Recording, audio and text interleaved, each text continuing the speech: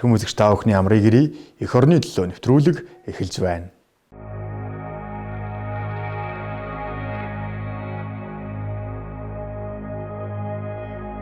Арын сайхан ангаан нутаг Архангай аймагт Батлан хамгаалахын хууль тогтоомжийг сурталчлах бидний бахархал төсөл 15-16-ны өдрүүдэд Архангай аймгийн төв цэцэрлэг хотод зохион байгуулагдсан юм а. Харин 17-ноос 23-ны өдрүүдэд Архангай аймгийн бүх сумдад уг төсөл хэрэгжлээ. Хүүхэд залуучуудад улс орныхоо тусгаар тогтнолыг дээдлэх, эх орноо хайрлах, Монгол хүн болж төрснөөрөө бахархах, итгэл үнэмшлийг төрүүлэх, эрх чөлөөний үндс нь учир холбогдлыг ухааруулан таниулах, эх орноо хөгжүүлэхэд хувь нэмрээ оруулах үүргийг ухамсарлуулан ойлгуулж, эх оронч үзэл хүмүүжлийг олгох нэн чухал үйл явдал нь Монгол улсын ерөнхийлөгч зэвсэг түвшний ерөнхий командлагч Ухнагийн хүрэл бүхин санаачилсан бидний бахархал төсөл байсан юм а. Уг төслийг энэ жил Булган Архангай аймагт Батлан хамгаалах хууль тогтоомж зэвсэг түвшний үйл ажиллагааг сурталчлах удирдлагын арга хэмжээтэй хамтдхан зохион байгуулсан нь ихээхэн онцлог ач холбогдолтой үйл явдал боллоо. Энэхүү арга хэмжээ нь анх 1963 онд Ардын армийн улс төрийн газрын дарга Ардын хурлын тэргүүлэгчдийн гишүүн хошууч генерал Жамдсын Цэн Давишийн санаачлагаар дэмжигдэн Батлан хамгаалах яамны коллег улс төрийн газрын товчооны хурлаар хилцэгдэн батлагдж Булган Архангай аймагуудад армийн өдрүүд нэртэйгээр Монгол улсынхаа нийт иргэдэд төрийн Батлан хамгаалах бодлого зорилт Ардын армийн үйл ажиллагааг таниулах зорилготойгоор эхэлж байсан түүхтэй юм а. Жил бүр 21 аймагтаа ээлж дараалан уламжлагдсан зохион байгуулагддаг байсан уг үйл ажиллагаа нь сардахлын нөхцөл байдалтай холбоотойгоор 2 жил хойшлогдсон боловч 2022 онд Дорноговь аймагт хэрэгжснээр Батлан хамгаалах салбар зэвсэг түвшнийхээ бодлого үйл ажиллагааг ард иргэдэд сурталчлах төрийн залгамж чанар 161 дамжин үргэлжилсээр байгаа нь энэ юм а. За энэ анх одоо энэ зэвсэг түвшнийг сурчлах үйл ажиллагаа бол айрам сурчлах үйл ажиллагаа нэртэйгээр бүх аймаг сумуудад ингэж явдаг байсан. А тэр үедээ бол одоо гол өрөлдөх юм бол одоо нэг улсын баатар, хөдөлмөрийн баатар оролцоод нэг лекц уншаад соёлын одоо концерт тоглоод тэр концертын сумуудаар явдаг. Иймэрхүү л одоо гişгээр одоо нийтийн одоо гişгээр одоо ингэж явагддаг байсан. Өнөөдрийн одоо энэ Батлан хамгаалах салбарыг айрам сурчлах үйл ажиллагааг зэвсэг түвшний ерөнхий командлагч Монгол улсын ерөнхийлөгч Ухнагийн хүрэл бүхий одоо ивэл дор бидний бахархал гэсэн одоо ийм нэртэйгээр бүх одоо сумуудаар ингэж явж сурталчилж байна. За энэ удаагийн сурчлагаа бол үнэхээр энэ айрам зэвсэг түвшин сурчлах энэ үйл ажиллагаа бол шин шатанд гаргасан ийм одоо том сайхан үйл ажиллагаа боллоо. Батлан хамгаалахын хууль тогтоомжийг сурчлах бидний бахархал төсөл 9-р сарын 15-ны өдөр Архангай аймгийн Эрдэнэ булган сумын нутаг цэцэрлэг хотод нээлттэй хийсэн юм а. Нээлтийн үйл ажиллагаанд засгийн газрын гишүүн Батлан хамгаалахын сайд Сайханбаяр, зэвсэг түвшний жанжин штабын дарга хошууч генерал Гамбимб, Батлан хамгаалах яамны төрийн нарийн бичгийн дарга бригадын генерал Ганхуйг, Архангай аймгийн засаг дарга Цэрэн Наданд болон Батлан хамгаалах яам зэвсэг түвшний жанжин штабын өдөртөх бүрэлдэхүүн харийн анги байгууллагууд Ахмад Дайчид төрийн зэргийн болон хууль сахиулах байгууллагуудын удирдлага бие бүрэлдэхүүн ард иргэд хүүхэд залуучууд болон хэвлэл мэдээллийн байгууллагууд оролцсон юм а. Монгол улсын иргэд хүүхэд залуучуудад эх оронч үзэл үндэсний бахархлыг төлөвшүүлэх нь Монгол улсын язгуур эрх ашигыг бодлогын төвшөнд энтергүүнд тавих, Монгол хүнийг хөгжүүлэх, эх оронч ухамсар хандлагыг бий болгох суурь үндэс гэж үзэж болно. Энэхүү төсөл нь Батлан хамгаалах салбараас баримтж буй бодлого үйл ажиллагааг танилцуулахаас гадна иргэд хүүхэд залуучуудад улс орныхоо тусгаар тогтнолыг дээдлэх, үндэснийг ухааруулах, эх орноо хайрлан хамгаалах, эх орон, эх хэл, үндэсний түүх соёл уламжлалаараа бахархах, цэрэг эх оронч үзэл хүмүүжлийг төлөвшүүлэх гүн утга учир бүхий зорилго агуулгадж байгаагаараа ихээхэн онцлогтой байсан юм а. Энэ арга хэмжээ бол одоо маш их ач холбогдолтой. Монгол үндэсний бахархал бол ерөөсөө одоо эх орн.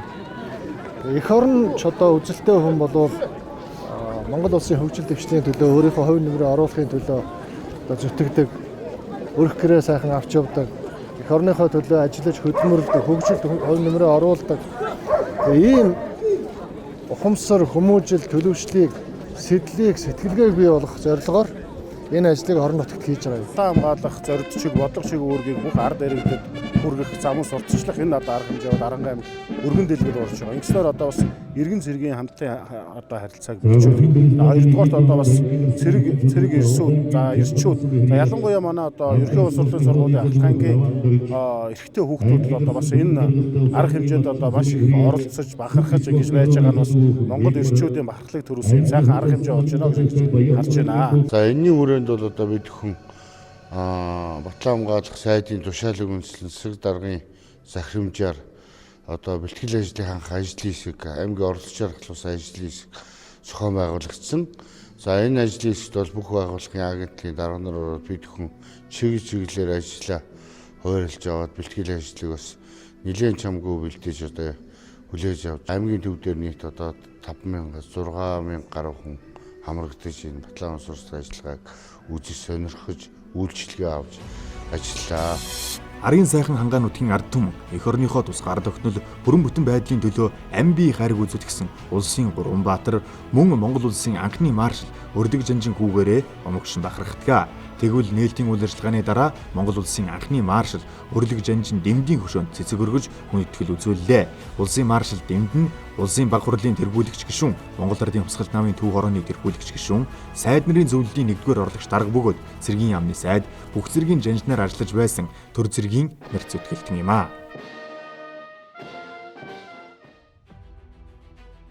Батлан хамгаалахын хууль тогтоомжийг сурчлах бидний бахархал төслийн арга хэмжээнээр Батлан хамгаалахын сайд Сайханбаяр Арангаа нутгийн иргэд хөдөлмөрчд хүүхэд залуучуудад хандан батлан хамгаалах бодлого зорилт зэвсэг түвшний үйл ажиллагааны талаар болон засгийн газраас баталсан алсын хараа 2050 урт хугацааны хөгжлийн бодлого, шин сэргээлтийн бодлого, засгийн газраас хэрэгжүүлж байгаа бодлого үйл ажиллагааны талаар мэдээллийг хүргэсэн юм.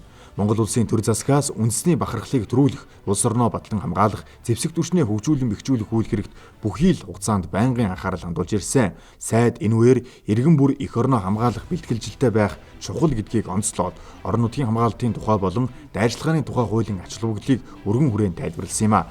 Тухайлбал бид бүхний тусгаар тогтнол эрхчлөө аюулгүй байдал болзошгүй эрсдэл үүсэх үед иргэн төрийн бус байгууллагын хамтын хүчээр иргэдээ үнд сүйлсээ амьдарч байгаа орон нутгаа хэрхэн яаж хамгаалах, ямар зохион байгуулалтад орох зэрэг наривчилсан харилцаа зохицуулагдсны зэрэгцээ эх орноо батлан хамгаалах үйлсэд иргэн бүрийн оролцоо чухал ач холбогдолтой болохыг тодорхойлсон юм а.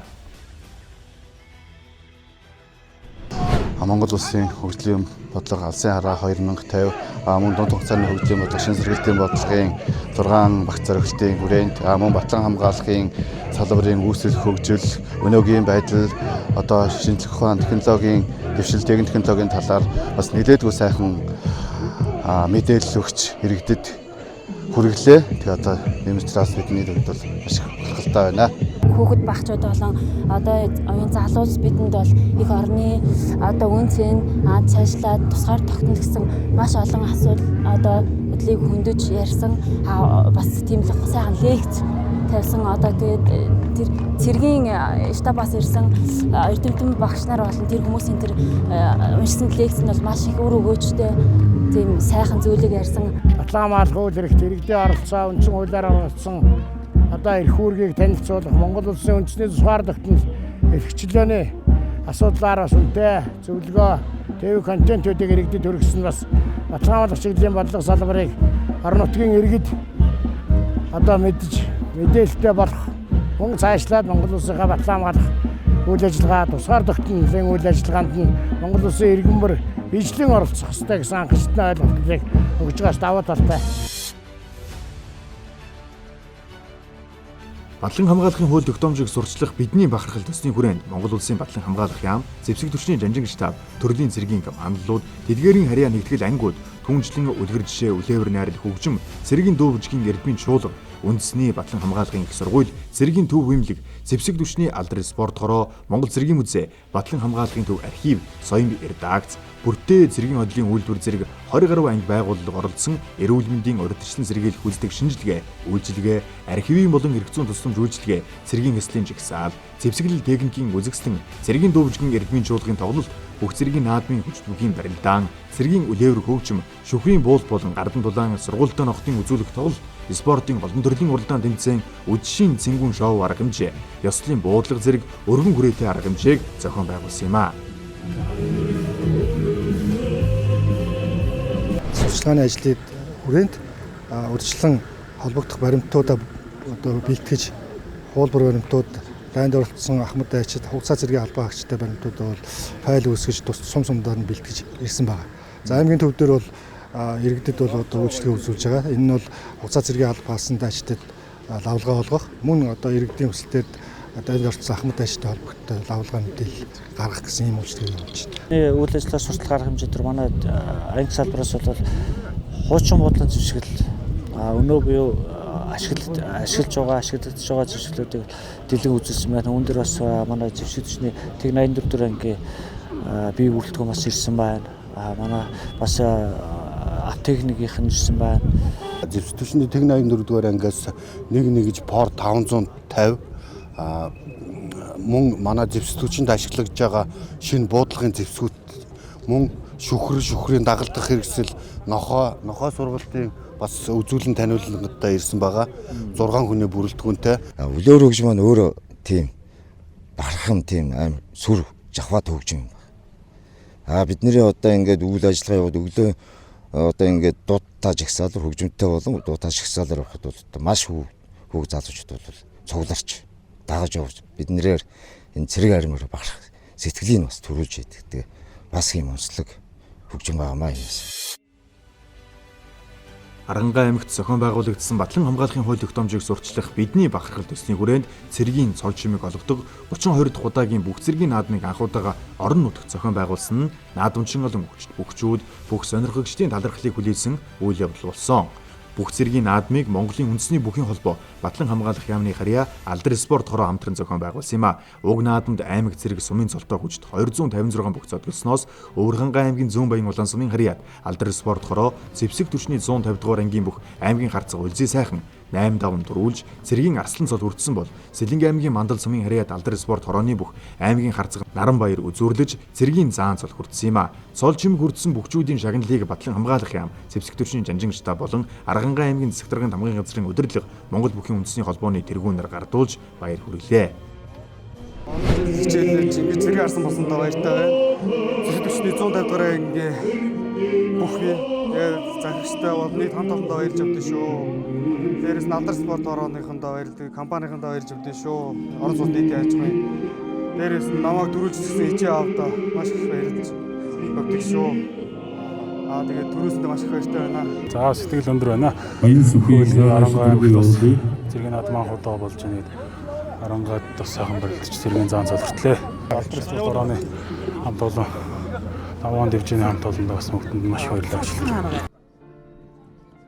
Мөн бүх цэргийн наадмын үндэсний шагаан харваан тэмцээнд 9 багийн 72 харваач оролцож цэцмэргнээс орсноос тэргүүн байрт Алдар спорт хорооны баг Дамирчид, Дэд байрт Баян хонгор аймгийн Чандман хайрхан баг, зэвсэг түвшний 339 дугаар ангийн Соёмб багийн Дамирчид тус шалгарсан юм. Харин үндэсний сурын Цуваа харваанд нийт 30 гаруй харваач оролцсноос эрэгтэй харвааны төрөлд тэргүүн байрт Аранхай аймгийн Эрдэнэ булган сумын уугуул спортын мастер Эрдэнэхүү, Дэд байрт Алдар спорт хорооны гарвааж Монгол улсын гоц харваач Мөнхгэрл, 3 дугаар байрт Алдар спорт хорооны гарвааж Монгол улсын мэрэгэн Баяр сайхан нар шалгарсан бол эмэгтэй сур харвааны төрөлд тэргүүн байрт Алдар спорт хорооны гарваач спортын мастер Соднон Бил, Дэд байрт Аранхай аймгийн Эрдэнэ булган сумын уугуул спортын Дэд мастер Эрдэнэ Туяа, 3 дугаар байрт Алдар спорт хороо зэвсэг түвшний 284 дугаар ангийн харваач Монгол улсын мэрэгэн Баяр чимэг нар шалгарсан юм а.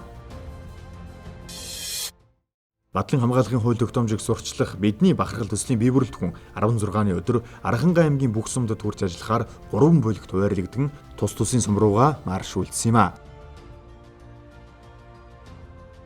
Тухайлбал 1-р бүлэгт Батлан хамгаалахын сайдаар ахлуулсан бие бүрэлдэхүүн Их Дамир, Эрдэнэ Мандал, Өндөр улаан, Жаргаланд, Цэцэрлэг, Хайрхан, Үлзий сумдад Батлан хамгаалах яамны стратегийн бодлого төлөвлөлтийн газрын дарга Хурандаа Гандирбаагаар ахлуулсан 2-р бүлэг Чулууд, Тариад, Хангай, Захир, Булган сумдад ажилласан бол Батлан хамгаалахын ерөнхий хянан шалгагч бригадын генерал Болдбаатараар ахлуулсан 3 дугаар бүлэг Синхэр, Батцэнгэл, Өгийн уур, Хотонд, Хашаад, Төвшрүүлэх сумдад ажилласан юм а. Энэ хувцсыг өмсгөр амар огшдог.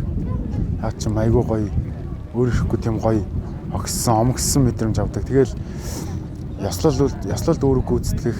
Тэгэл энэ ингээл сумдаар явж байхад ингээд хувцас өмсөөл гараад ирэхээр бүх хүмүүсийн анхаарал биднэр дээр л айгүйх орж ирдэг. Тэгэхээр дэндүү амар бахархмаар, баярламаар тийм мэдрэмж авдаг. Гардан дулааны үзүүлэх тоглолт нь бол хүний эрүүл мэнд хатуужил, төсвөр хатуужил, бээр тэнхийг шаардсан тийм урлаг байгаа. Тэгээ энэ гардан дулааны урлагаар явах юм бол биеийн тэгш хөгжилтэй болно.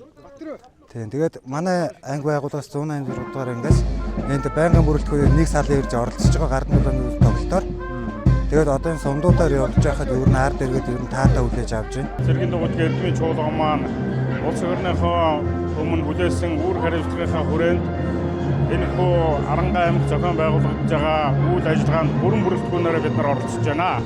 Бид бүхэн эхний 2 өдөр аймгийн төвийн ард иргэд хүүхд залуучуудад бүрэн хэмжээний тоглолтыг хийж улмаар орон цэнгүүнийг амжилттай зохион байгуулалт дуусч төлөвлөгөөнийхөө дагуу үндсэн бүрэлдэхүүнээ 3 бригадад хувааж бүх сумдуудаар тоглолт орооны цэнгүүнүүдийг амжилттай зохион байгуулалт явж байна. Монгол цэргийн музейгээс яг үндсэн 2 агуулгын хүрээнд үзэсгэлэнгээ бид бүхэн зохион байгуулж явж байна. За нэгдүгээрт нь бол яг Архангай аймгаас төрсэн төр цэргийн зүтгэлтнүүд Монгол улсын бааtruуд, маршлуудын талаарх энэ хүүхэд залуучуудад өнөөгийн хүүхэд залуучууд аймгийнхаа талаар бахархах алдартнуудын талаар мөнгөчүүлэх энэ үйл ажиллагааг зохиолж байгаа. За энэ дээр нь бид бүхэн бол Бүдэнх Монгол ард улсын баатар, Монгол улсын 59 баатаруудыг эндээс 3 баатар нь Нянтаа Сүрэнбаатар байна. Дампил Төмөр Баатар нараа төрсэн эдгээр зүйлсийн намтар түүхэн гэрэл зургийг дамжуулан хүүхдүүдэд эх оронч үзлийг төлөвшүүлэх ажлыг зохион байгуулж байна. Сумдад хүрт ажиллахдаа хөтөлбөрийн эхэнд бүлгийн дарга Батлан хамгаалах салбарт зэвсэг төрчний үйл ажиллагааны талаар мэдээлэл хүргэсний дараа сум орон нутгийн хөгжил дэвшилд хөдөлмөр зүтгэлээ зориулан өр бүтээлтэй ажиллаж байгаа орон нутгийн удирдлага зарим төрийн албаагчид ахмадуудад Батлан хамгаалах салбарын шагнал дурсгалын зүйлийг гардуулсан юм. Мөн энэ хүрээнд иргэд хүүхэд залуust зориулсан тэдэнд эх оронч үзлэх хүмүүжлийг олгох, их түүхээрээ бахархах, тусгаар тогтнол, эрхчлөөгөө ямагт эрхэмлэн дээдлэж, хайрлан андигнах учиртай далаарх утга агуулгатай тусгаар тогтнолын үндсэн контентийг нийтийн хүртэл болгосон юм а. Ийм юм бол анх удаа би сумаар явж байгааг үзэж байна. Тэр болгон айран болоосоо сумаар явдггүй. Би энэ дээр маш их бахархалтай байна. Саяны үзүүлэр бүх юм бол өнөөдөр манай хайрхан сумын иргэд бол онцгойл гэж дүгнэмээр байна. Өшөө ингэж явбал бүр л их гоё юм шиг санагдчих. Хүнд харуулаад яг ингэж чагсаад явж байгааг нь хараад ингээд цаанаас нэг гоё сэтгэл хөдлөд бууж ирээд ингээд танилцаа явж байна л да. Тэгээд үнэхээр сайхан байна. Тэгээд энэгээр ингээд байгаа одоо энэ хүүхэд багчууд ч гэсэн маш их сонирхож байна. Одоо энэ машин техникүүдийг энэ түүх дурсгалынхаа зүйлүүдийг. Тэгэхээр их оронч сэтгэл төрж одоо хүүхдүүдийн хувьд бол одоо их л бахархалтайгаар үзэж сонирхож байна. Тэгээд цаашдаа бол одоо нутаг эх орондоо хамгаалах үнэт зүйл өв соёлыг хамгаалах одоо тэр ухамсар төлөвчлийг л одоо сурагчдад хүүхдүүдэд их төлөвшүүлж байна да. Батлан хамгаалахын хууль тогтоомжийг сурталчлах бидний бахархал төсөлд хамрагдсан орон нутгийн иргэд сэтгэл хангалуун байгаа тухайга уламжилсан юм. Учир нь төрийн үйлчлэгээ бид бүхэнд илүү ойртож, шаардлагатай мэдээлэл зөвлөгөө үйлчлэгийг авахаас гадна батлан хамгаалах салбар зэвсэг түвшин туурга тусгаар эх орон эрд цэргүүдээр бахархаж, омогших мэдрэмж төрж байна гэдгээ уламжилсан юм а. Ямар нэг улс, ямар нэгэн хүн ер нь эх орныхоо яг улсынхаа яг тугийг улсынхаа яг үн цэнийг яг зүрхэндээ ингээд багтаагаад чандлан явах нь илүү ер нь яг тэр хүний мөн чанар юм уу да үн цэн юм уу да гэж бодогдож байна. Яг тийм сэтгэл төрлөө. Ер нь сайхан байт юм байна тий. Би нэг омогч чаналд би өөрөө тэргийн алба хаагаагүй байсан нэг хэлэх үү тий. Өвлдөө хараад дарахаас мэдхгүй их л гоё харагдаа. Ер нь юм сайхан байт юм байна. Банд зэвсэг тэр арын танк зэвсэг энэ буу зэвсэг гэж одоо нэг гоё юм байна. Сайхан байт. Үнэхээр л одоо эх орон, эрд цэрэггүй бол энэ эх орон чинь амгалан тайван байх уу тий. Ийм үнэхээр л одоо бахархмаар сайхан үйл ажиллагаа зохион байгуулж байгаа юм байна. Өнөөдөр наргамж бол их сайхан өндөр байна. Энэ хүүхд багчууд одоо их цэрэг эх орончтой хүмүүжил олгох. Тэгээд одоо бас өнгөрсөн одоо түүхийг одоо цэргийн түүхийг одоо бас сэргээхэд одоо их ачаад одоо ялангуяа ахлах дунд ангийн зурагчид бол одоо бас өдөр мэдгийг бас тэлэх ийм сайхан арга хэмжээ болж байна гэж үзэж байна. Төслийн арга хэмжээнд оролцсон нийт бие бүрэлдэхүүний ардал хангалтыг зэвсэг түвшний 186, 256, 342 дугаар ангиуд биедан хариуцаж ажилласан юм а. Урт холын аянд цэргийн албаагчдынхаа хооллолтыг хариуцаж, үүрийн гэгээнээс үдшийн бүрэнхий хүртэл хөдөлмөрлөж, амт чанартай халуун хоол цайгаар үйлчилж, аяншиж ядрахгүй байх нөхцөлийг бүрдүүлж, алжаал ядаргаагийн тайлах хүндтэй үүргийг арын албаныхан маань мадаггүй биелүүлсэн. Түвшний 186 дугаар ангийн ардал хангалтыг зохион байгууллаа. Үүнд болохоор 8 тогооч, 1 ахлах тогооч, 1 порсонгч ингээд 125 хэрийн халуун тогоон дээр хоолыг боловсруулж бие бүрэлдэхүүнийг хангалтыг тасалдгүй зохион байгууллаа. Үүнд болохоор засгийн газрын Монгол Улсын засгийн газрын 2021 оны 130 дугаар тогтоолоор батлагдсан цэргийн хангамжийн 1-р нормоор цэргийн албаагчдыг хооллсон. төслийн арга хэмжээнд одоо манай ангийн бүрэлдэхүүн Аранга аймгийн төв болон сумдуудад амжилттай оролцож явж байна. За тус ангиас Гардан дулааны үзүүлэлт тоглолтыг 2 бүлгээр 2 салааны хүчээр хэстэйгээр зохион байгуулж байна. Мөн одоо ардл ахуй хангалт аюулгүй байдлыг бас 10 хүнтэй 2 бүлгээр одоо тус зохион байгуулж машин тэргээр үйлчлэн манай бүрэлдэхүүн өөргөө амжилттай гүйцэтгэж явж байна. За энэ удаагийн бас бидний бахархал төслийн арга хэмжээ бол үнэхээр амжилттай нутгийн ард иргэдийн одоо талархлыг хүлээсэн ард иргэд бас ихээхэн бас одоо өндөр сэтгэлтэйгээр хүлээн авч байгаа бидэнд бол мэдэгдэж байна. Батлан хамгаалахын хууль тогтоомжийг сурчлах бидний бахархал төсөлд батлан хамгаалах яам болон харьяа байгууллагууд, төрлийн зэргийн командууд, зэвсэг түвшний нэгтгэл анги салбаруудаас нийт 580 орчим бие бүрэлдэхүүн оролцож 68 нэгж техниктэйгээр 10 хоногийн хугацаанд 5000 орчим километр замыг туулж хуучнаар халахын сайн ноёнхан аймаг, одоогийн арын сайхан Хангай нутаг, Архангай аймгийн төв Цэцэрлэг хот болон 18 сумын иргэд хөдөлмөрчд хүүхэд залуучуудад хүрч ажилласан юм а.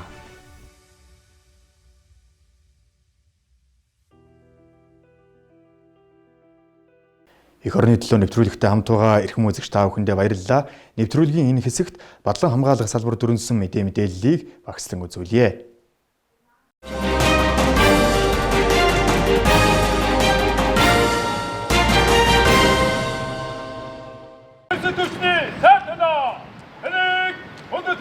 Их Британь Умард Ирландын нэгдсэн хаант улсын парламентын гишүүн зэвсэг түвшний сайд Джеймс Хэпи 9-р сарын 28-наас 29-ний өдрүүдэд Монгол улсад ажлын ажил хийлээ.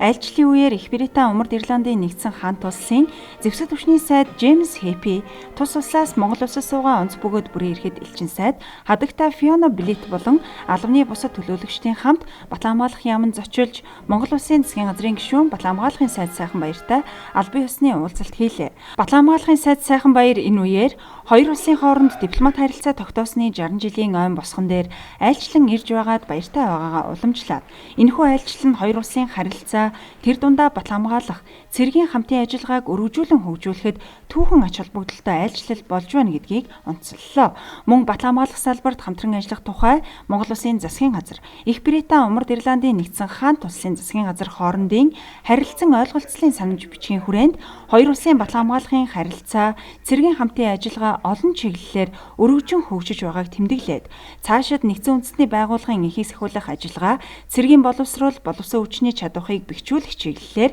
идэвхтэй хамтран ажиллахыг эрмэлзэж байгаагаа илэрхийллээ. Их Британь Умард Ирландын нэгдсэн хаант улсын зэвсэг түвшний сайд Джеймс Хэпи Монгол улсад айлчлан ирсэндээ сэтгэл өндөр байгаагаа хариу илэрхийлж батлан хамгаалах цэргийн харилцаа хамтын ажиллагааны санал санаачлагуудыг бүрэн дэмжиж байгаа бөгөөд цаашид идэвхжүүлэх, олон чиглэлд өргөжүүлэн хөгжүүлэх боломжтой гэдгийг тодтоглоо.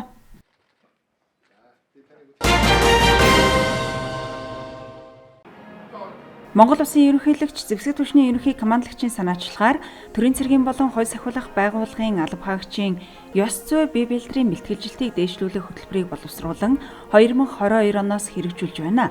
Энэ хүрээнд ерөнхийлөгчийн нэрэмжит ёс зүй бие бэлтрийн бэлтгэлжилтийн түвшин тогтоох үзэсгэлгийн 1-2 дугаар шатыг анги нэгж байгууллагуудын хэмжээнд зохион байгуулсан юм а. Тэгвэл түвшин тогтоох 3 дугаар шатны үзлэг 9-р сарын 25-наас 27-ны өдрүүдэд зохион байгуулагдлаа. Төрийн бодлогын хүрээнд төрийн цэргийн байгууллагууд нь цэргийн эрх зүйн хэм хэмжээ, цэргийн нийтлэг дүр мөд, цэргийн цол, цэргийн алба хаагчийн бие бэлтрийн бэлтгэлжилтийн стандарт зэргээр нэгдмэл байх эрх зүйн зохицуулалтыг Монгол улсын батлан хамгаалах тухай хуульд тусгасан байдаг. Энэ утгаараа төрийн цэргийн болон хууль сахиулах байгууллагуудын алба хаагчийн ёс зүй, сэтгэл зүй, бие бэлтрийн өнөөгийн төвшинг тогтоож цаашид хэрэгжүүлэх арга хэмжээг тодорхойлох цаг үеийн зайлшгүй шаардлагатайг албаныхан онцолж байна.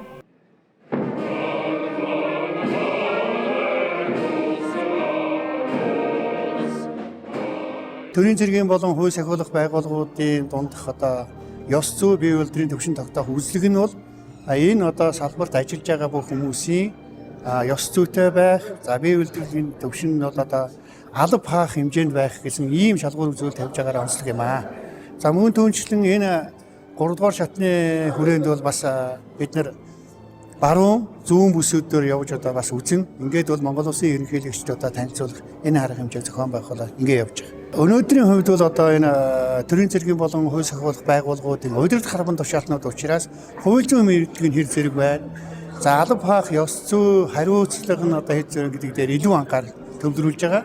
За хоёр дахь нь бол тэр бие үйлдвэрийн байдал ер нь энийг хаахад эрүүл мэндийн хувьд эдний одоо тэнцэж гэнүү тэнцэхгүй байгаа гэдэг зүйлийг гаргаж ирж байгаагаа бол онцлог байна. Монгол Улсын төрийн цэргийн болон хууль сахиулах байгууллагуудын хэмжээнд явагдаж байгаа ёс зүй бие бэлтрийн бэлтгэлжилтийн төвшин тогтоох үйлчлэг нь 2007 онд анх удаа алба хаагчийн бие бэлтрийн бэлтгэлжилтийг цаашид олон улсын жишгт нийцүүлэн хөгжүүлэх, эрх зүйн орчинд бүрдүүлэх бодлогын хүрээнд зохион байгуулагдаж, үзлэгийн үр дүнд цэргийн мэргэжлийн эрдэмтэн судлаачид шинжилгээ хийж, одоогийн өргөдөгдөж байгаа цэргийн биеийн тамирын бэлтгэлийн стандартыг боловсруулан батлуулж, өнөө хүртэл цаг үеэ даган шинжилэгдэн хэрэгжиж ирсэн. Үзлэгт хамрагдаж байгаа удирдах албан тушаалтнууд 9-р сарын 25-ны өдөр сэтгэл зүй ёс зүйн байдал, цэргийн дүрмийн мэдлэг, 26-ны өдөр биеийн зохистой харьцааны үзлэг, 27-ны өдөр бие бэлтрийн бэлтгэлжилтийн үзлэгт хамрагдсан юм а. Өнөөдрийн одоо бие бэлтрийн шалгалтыг ингээд хөндлөнгөөс ажиллаж яхад манай одоо төрийн цэргийн болон хууль сахиулах байгууллагуудын одоо удирдлагууд өөрсдөө маш манлайлалтай. За одоо ажилтан албаа хаагч нартай үлгэр дуурайл болох уу одоо ийм жишийг харагдаж генерал Хурандаа нар маань шалгалтаа өгж байгаа нь одоо маш сайхан одоо ийм үйл явдал болж байна. Тэгээ мөн одоо өгж байгаа одоо энэ албан тушаалтнуудаас маань одоо 51 наснаас дээш хүртэл одоо удирдах албан тушаалд ажиллаж байгаа манай удирдлагууд маань одоо ингэж манлайлж оролцож өөрсдөө энэ шалгалтаа өгж байгаа нь одоо маш их онцлогтой сайхан болж байна гэж дүгнэж байна. Монгол улсын аюулгүй байдлыг хангах тусгай шинжийг үүрэгтэй байгууллагуудын удирдах ажилтны манлайлал, ёс зүйг одоо хөгжүүлэх, бэхжүүлэх, баттгах үүднээс залуу алба хаагчтай үлгэр дуурайл үзүүлэх үүднээс удирдах шатны алба хаагч нарт үнэхээр ёс зүй бие үйлдвэрийн бэлтгэлжилтийн төвшин үнэхээр их шаардлагатай байгаа.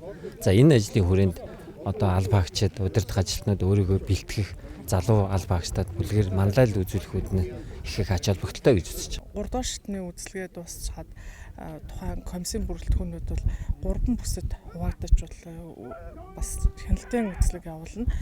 Энэ бол баян хөдөлгөөн, төвийн бүс, баруун бүс, зүүн бүс гэдэг. Тэгээ зүүн бүс нь бол Дорнотод, төвийн бүс нь хотод, тэгээ баруун бүс нь баян хөдөлгөөн аймагт гэсэн ийм 3 чиглэлээр явуулахаар л дараагийнхаа бэлтгэл ажилдаа ороод яж байна. Монгол Улсын ерөнхийлөгч зэвсэг төвчний ерөнхий командлагчийн нэрэмжит ёс зүй бие бэлтрийн бэлтгэлжилтийн төвшин тогтоох үзлэг нь төрийн цэргийн болон хууль сахиулах байгууллагуудын алба хаагчдын ёс зүй дүрмж жагсаалч байдал, бэлтгэлийн явц чанар, өнөөгийн байдлыг бодитоор тогтооход чиглэгдэжээ. Цаашид алба хаагчдад чиглэсэн сургалт бэлтгэлийн эрх зүйн орчин, материалын бааз, хөгжих орчин сайжруулах, нийгмийн асуудлыг шийдэх арга замуудыг оновчтой тодорхойлох ач холбогдолтой юм а.